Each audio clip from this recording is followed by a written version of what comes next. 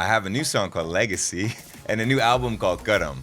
And Karam features all these amazing rappers from India. I love Dangal, was one of my favorites, with Amir Khan. I like Bajirao Mastani. Although my grandpa took me to go see it with no subtitles, so I had to rewatch it just to know what the hell was going on. I'm not a historian. I only know the stories that were told to me, from my grandparents and my dad. So why comment on something that I don't really understand? People on social media say, "Oh, speak out about this, speak out about that."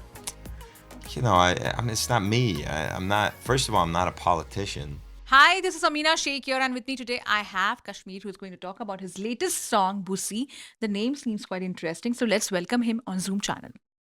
Hey, how's it going, everybody? This is Kashmir. I did put out a song called Boosie a while ago. I have a new song called Legacy and a new album called Karam. And Karam features all these amazing rappers from India in one place for the first time. And I'm super proud about it. And it comes out on November 3rd. So, yeah. And I definitely have to make you say this, Zoom isko dekha, the way you said just offline sometime back. Zoom isko dekho. But talking about your songs and about Karam, of course, coming to that, it's an album and you have collaborated with a lot of artists for this one. Tell us Yeah. about your association with them.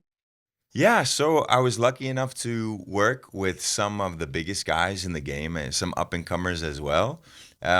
Luckily, a lot of them had already used my sound pack, so there was a mutual respect. Yeah, and they were willing to work with me and help me create this dream, which is Karam.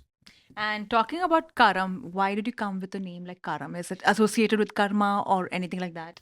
Yeah, so this album has a story in it that's told through these interludes. They sound sort of like an old Bollywood movie. It tells the story of a young kid who leaves his broken home, his bad situation, to form a gang to make some money, and eventually, his bad deeds catch up to him.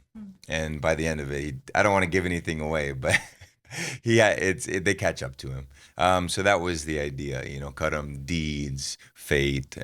These are themes that get talked about in the story, and it seemed like the perfect title. Yeah. And I have to ask you this question, which is pertaining to your song and your album. Basically, is it also like connecting to the roots because of you being Yeah. a Kashmiri Pandit? Is it like that? Is it going on those lines? Yeah, I mean, there's nothing explicitly Kashmiri about this album, but of course, my name, Kashmir, I've attributed a lot of my career to my heritage. And you hear that in my music. I'm incorporating always a lot of Indian sounds. So, yeah, it's always a part of me, for sure. Which one has been your personal favorite? The music I've created so far. I know it's a very tricky question because you can't choose one because all's been your favorite. But if you could choose one. Yeah, they're not all my favorite, but there's definitely a top five. I would say I did a song called Jammu, which was the first time I really started to incorporate Indian sounds into dance music, and it was received quite well. It hit number one on Beatport, which is where people get their dance music.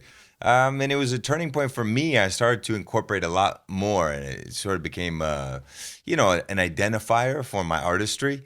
Um, but there's another song called Wild Card, which is quite musical, but it's still a banger. And every time I play it live, it gets a huge response. So I also enjoy that one. Yeah. And when it comes to, your collaboration with Raftaar, what do you have to say about that? It's your third time collaboration with him. Yeah. So it was my first time collaborating with him, but it was amazing. I mean, he is a true artist, not just from songwriting and rapping. Of course, he sings as well. And he's also a producer. So he helped produce the song and he had a lot of ideas there. Yeah, he's extremely mature. He's been in the game for a long time, very communicative, and collaborating with him was one of the easiest processes, which when you're talking about the biggest people, the biggest name, is rare to find them also be so relatable, so down to earth, but Raftar is special. And what do you have to say about MC Stan? I mean, his music has been somewhere where we all speak about it. Also, Yeah. Gully Boy for that matter. Yeah, I mean, Stan is very irreverent. He comes in as a young guy with a young perspective. He doesn't play by the same rules as other people, maybe who are hip hop purists. But I think his music is obviously really resonating, especially with young people, and he's very much himself. And I think you have to respect that. Okay. And I have to ask you about the kind of music you're creating of late. Are you preferring to have some kind of modification to your music, or do you prefer having a certain tonality to your songs? Yeah, I think you do have to evolve. You know, I take a look at what other people are doing and I think about which parts I like and what I want to incorporate. At the end of the day, it has to be your vision. I don't think you'll find much success if you're just chasing the trends. But yeah, I'm always trying to learn. And so when I hear somebody else do something that sounds really cool to me, I'll try to incorporate that into my music as well. Your music has been inspiring K-pop as well, and your fans have been noticing that. What do you have to say on that? Yeah, well, I make these sound packs called Sounds of Kashmir, and they're widely used by people who produce music. And the K-pop industry, especially, has taken a liking to them. And I have a list on my phone of all the big K-pop songs that are using loops that I wrote. So I'm listening to something that I wrote, and it's really cool. Some people would think that I would feel entitled to the money that they're making or something, but I mean, I charge for the sound packs. And really, the goal with the sound packs, aside from making money, is to create something that's going to help other producers make a big song. So when I hear them make a big song that a lot of people are enjoying, to me, that's just as rewarding. I really like to hear it and know that I played a small part in it. Talking about the Bollywood music, what do you have to say about that? Which one do you prefer hearing? And I have heard you listening some good songs. Yeah. I like some Bollywood songs, but I'm definitely more interested in the independent artists that have been emerging from India, especially since COVID, that provided a big window for up and coming artists to shine because not every song was associated with a film. Um, so yeah, I'm not the biggest fan of Bollywood, but you know, from my childhood, there's some songs that I remember and that are close to my heart. Sure. And you also said that you want to be a part of India's growing hip hop culture. So if I have to talk about that, which one has been your personal favorite of late? Which Any one? of the hip hop song, Oh, created and curated in India, which has been your favorite? yeah. I mean, Krishna's new album has been fantastic. He has a song with Sidhu Moosewala called Hola Amigo, which is just really fun. I think he showed with this album his versatility, introducing a new energy that we hadn't seen from him before. And you know, Karan Kanchan produced Buzzigar for Divine, and I thought that's just it's one of the best songs ever of the DHH scene, and that beat is just crazy. So yeah. What does music do to you? What kind of magic does it do on you? So, you know, music really reinforces my mood. Like if I want a sad song, it'll help me be all the way sad, or if I want a song to work out, it'll sort of pump me up. And hip hop a lot is about pumping people up. You know, you have some emotional songs like we do on Karam, but you also have a lot of songs which are meant to sort of light a fire inside of you. And music often does that for me. It gets me excited. You know, and I don't. It really depends on your mood. I think it can enhance your mood. I don't know if it changes my mood. Like if I'm happy and I don't want to listen to a sad song and become sad. I want more. But if I'm sad, I kind of want to dig myself deeper in the hole, and I have songs that help me do that. You know. Last year, you paid a tribute to Sidhu Moosewala, Yeah. late Sidhu Moosewala, and that went viral. Mm. If you had to choose any of his song which you have personally liked and you have heard, and time and again, you may have gone back and you may have heard that song. Yeah, I mean, I'll be honest. I didn't listen to a ton of his music. The stuff I listened to, I always like. I even the name of that one. Was it called 359 or something? Yeah. Yeah, that one I really liked and really made me realize kind of what a great artist he was. I kind of understood it. I had known of him from before, but I don't want to sit here and act like I was a big listener of Sidhu. But I have a lot of respect for him for sure. And when it comes to your recent thought, you said that you want to close the gap between producers and plugin developers. So if you could elaborate on that. I've made plugins now that help producers, you know, things like reverbs. I have a thing called Kashmir Chain that lets you do plugin chains of other plugins. These are all tools that I thought would be useful. And because I've made money from my career, I could put money investing and getting them created. I think there's a lot of young producers who, while they're working, could identify things that are slow and get in the way of the creative process, and they could work with somebody to develop a plugin that solves that problem.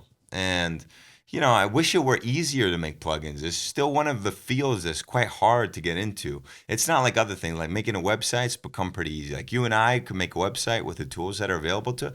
Making a plugin requires somebody that has a real proficiency in that. And if the gap could be bridged with producers who have ideas about how the process could be better, if that bridge was, shortened with the people who can actually make the plugins, I think everybody would benefit. Yeah. Recently, you also confessed that you tricked your grandfather into buying CD for Yeah. yourself because your parents would refuse doing so. Tell us Yeah. about that cute Yeah. incident. So when I was young, I mean, I was really into hip hop music, and there was this rapper named Coolio. He had a song called "Gangsta's Paradise," and I wanted to buy that album, but my parents would never buy it for me because it had the parental advisory sticker. But my grandpa was visiting from India, and he wasn't even aware that people cursed in songs, so he wasn't looking for that label. And I convinced him to buy me this CD, and then I locked myself in my room with it, and I was able to listen to it for an hour or so before my parents took it away. Yeah. And moving on from music, have you preferred watching any Bollywood films for that matter? No, I'm pretty out of touch, honestly, when it comes to Bollywood. I mean, God, it's been a while. I love Dangal was one of my favorites, with Amir Khan. I like Bajirao Mastani, although my grandpa took me to go see it with no subtitles, so I had to rewatch it just to know what the hell was going on. But when I was a kid, Bunty or Bubbly was yeah, that was when I was coming in. I was very young at that point, but that's something I remember from my childhood. There are so many others, but I just don't remember. Dil Se and all these movies. Yeah, yeah, Would you prefer a concert in India? And if yes, where would that be? You have done, yeah. for that matter, you have done events over here. But if any other place, any other location, would you prefer? In India, India. I mean, I love performing in Goa because it's just so different. It's a really beautiful backdrop to perform in, and whenever I performed in Goa, I like to make a vacation out of it, and so I stay for a little bit. Um, but there's so many places. The music scene in Bombay is amazing. It's really electric. So performing here, which I'm about to do on the second, is something I really look forward to. And when it comes to music tour, would you prefer doing so? Yeah, I mean, I tour for a living. This album is my first entry into the strictly Indian music scene, but I have a career as Kashmir where I perform quite a bit. I'm actually the number 12 DJ in the world. Shout out to DJ Mac. Being a Kashmiri Hindu, you recently said that you have heard a lot of terrible tales for that matter, but you preferred following the compassionate side of it. If you could Yeah. elaborate on that. Well, you just kind of make so many people angry, right? If you try, and I'm not a historian. I only know the stories that were told to me, from my grandparents and my dad. So why comment on something that I don't really understand? People on social media say, "Oh, speak out about this, speak out about that." I mean, it's not me. I'm not. First of all, I'm not a politician. I don't have firsthand experience with it. So I try to speak about things that I know about, and that's just not one that I really know enough about to say. And anyone who thinks they know, there's going to be someone that knows just as much but thinks the opposite thing. So I don't know. I don't know what the truth is, but yeah, it seems like Kashmiri Hindus had a tough time. Yeah, absolutely.